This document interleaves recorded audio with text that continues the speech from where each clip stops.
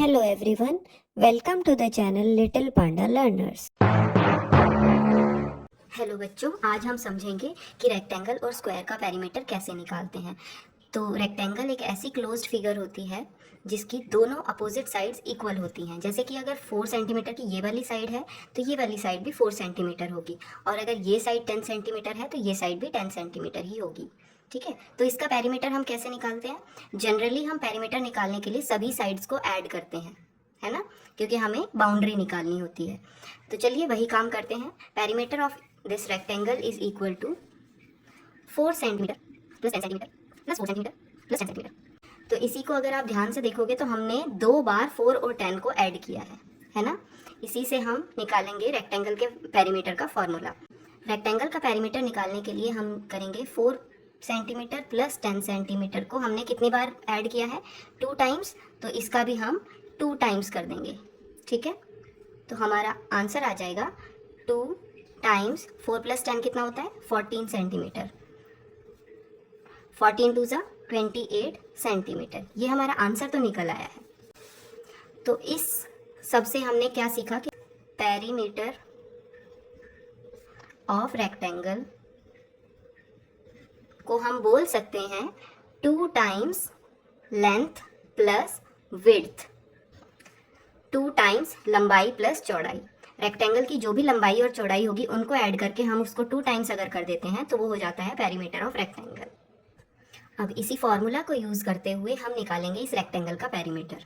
तो हमारा फॉर्मूला है 2 इंटू लेंथ प्लस विड्थ। ठीक है, 2 into length 12 centimetre and width is 8 centimetre. इसको सॉल्व करेंगे। 2 मल्टीप्लाई 12 प्लस 8 कितना होता है? 20 सेंटीमीटर।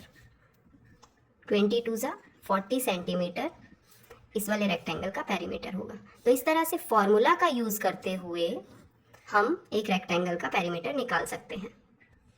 अब हम देखते हैं कि स्क्वायर का पेरीमीटर निकालने के लिए हमें क्या करना होगा।